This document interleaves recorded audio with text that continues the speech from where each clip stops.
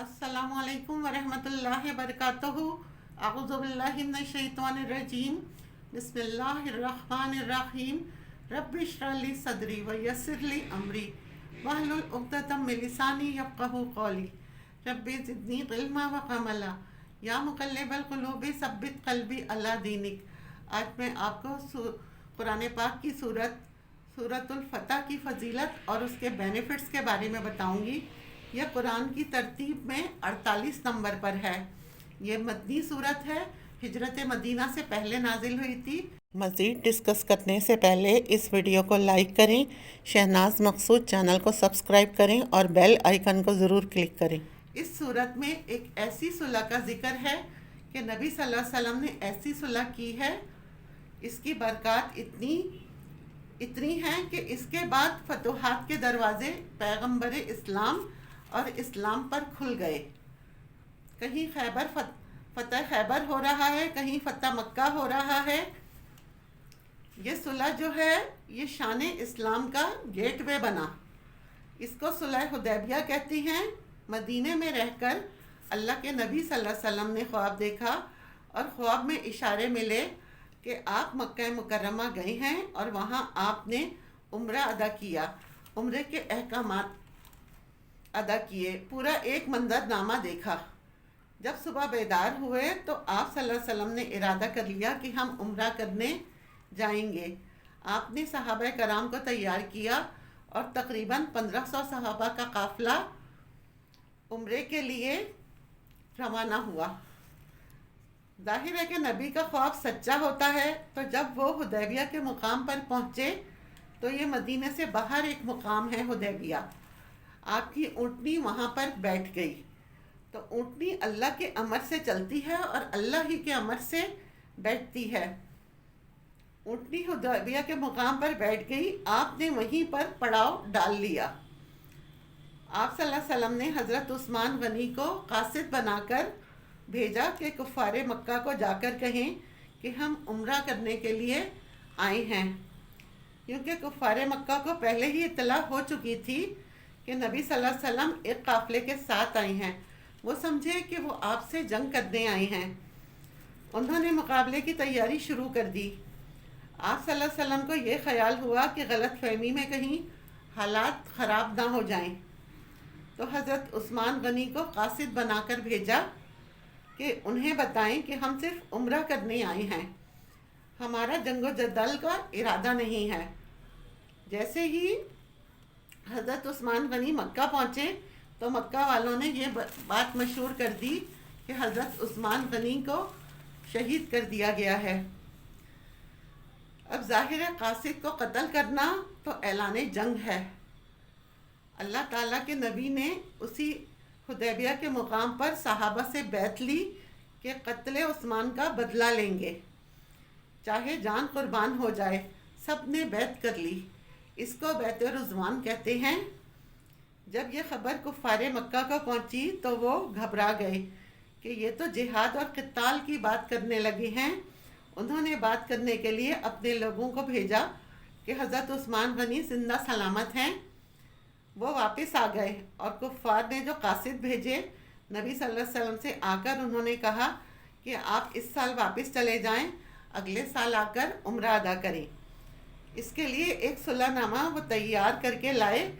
इस सुलहनामा में बज़ाहिर ऐसी शराइत रखी जिनसे मुसलमानों की तज़लील हो रही थी। आपके सामने जब सुलहनामा रखा, आपने एक नज़र इस पर डाली। आप इसके नक्कास पहचान गए। आपने फरमाया ये तो हमारे हक़ में है। साहबा कराम ने जब ये देखा तो कहा, या रसूल अल्लाह, ये तो ज़िल्लत की बात है। ये क्या कह रही हैं कि अभी वापस चले जाएं और अगले साल वापस आएं। और उनमें शराइत थी, नंबर 1 बग़ैर असले की आएं और सिर्फ 3 दिन उम्रा करके यहाँ से वापस चले जाएं। नंबर 2, अगर कोई मुसलमान हो गया और वो मक्के से मदीना चला गया तो आप उसे हमारे हवाले करेंगे, और अगर कोई मुसलमान मदीने से मुर्तद होकर मक्का आ गया तो हम उसे वापस नहीं करेंगे। नबी सल्लल्लाहु अलैहि वसल्लम ने कबूल कर लिया और फरमाया कि 10 साल तक हमारी आपस में कोई लड़ाई ना होगी। کوئی جنگ و جدال نہ ہوگا۔ آپ صلی اللہ علیہ وسلم نے ان پر دستخط کر دیے۔ اس پر عام مسلمانوں میں بڑی تشویش اور بڑا غم و غصہ تھا۔ ان کا خیال تھا کہ ہم نے ان کے پریشر میں دب کر صلح کی ہے اور ہمیں ان کا مقابلہ کرنا چاہیے تھا اور ہمیں ابھی عمرہ ادا کرنا تھا۔ ان میں سے بعض جوشیلے نوجوانوں نے کہا، یا رسول اللہ، آپ نے خواب دیکھا تھا کہ عمرہ ادا کرنا ہے، کیا وہ سچا نہ تھا؟ آپ نے کہا، ہاں میں نے خواب دیکھا تھا اور وہ سچا بھی تھا۔ صحابہ نے کہا، تو پھر ہم کیوں ابھی عمرہ ادا نہیں کر سکتے؟ آپ نے کہا، اس میں نے یہ تو نہیں دیکھا تھا کہ اسی سال کریں گے۔ آپ نے کہا، عمرہ تو کریں گے لیکن اگلے سال، کیونکہ اس میں بھی حکمت تھی۔ یہ صلح نامہ زبردست کامیابی کا خیمہ بنا۔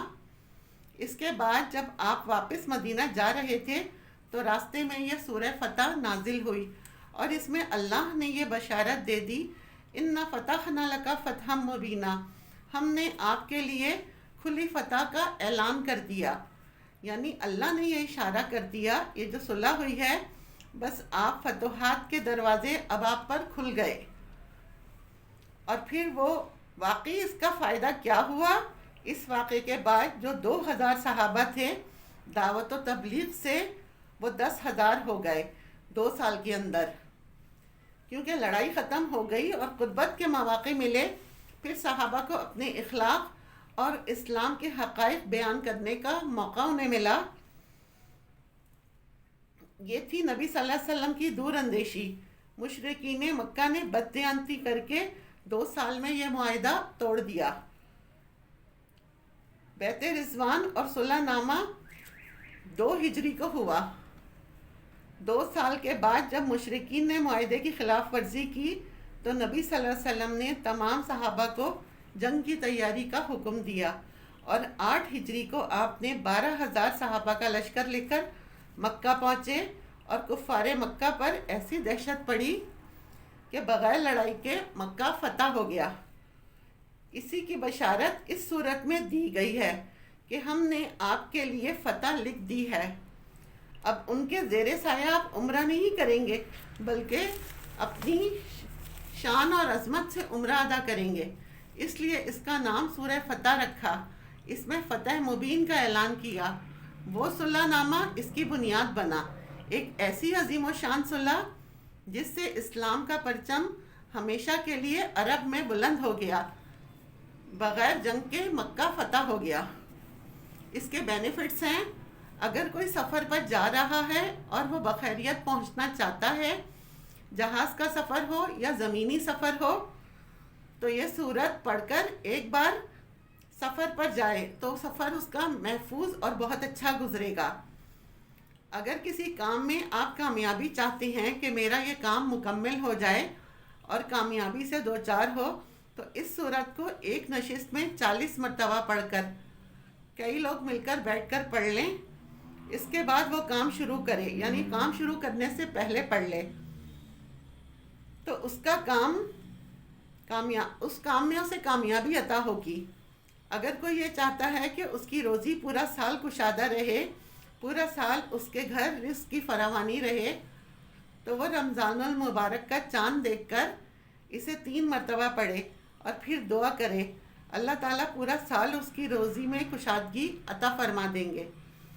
جن لوگوں کو حج کی تمنا ہے اور ان کے پاس وسائل نہیں ہیں، اس سورت کی آیت نمبر 27 کو ہر نماز کے بعد 7 مرتبہ پڑھنے سے اللہ تعالیٰ غیب سے ان کے لیے حج کے انتظامات کر دیتے ہیں۔ اللہ تعالیٰ ہمیں اور آپ کو بھی اپنے گھر کی زیارت، بیت اللہ کی زیارت عطا فرمائے، آمین۔ وآخر دعوانا ان الحمد للہ رب العالمین۔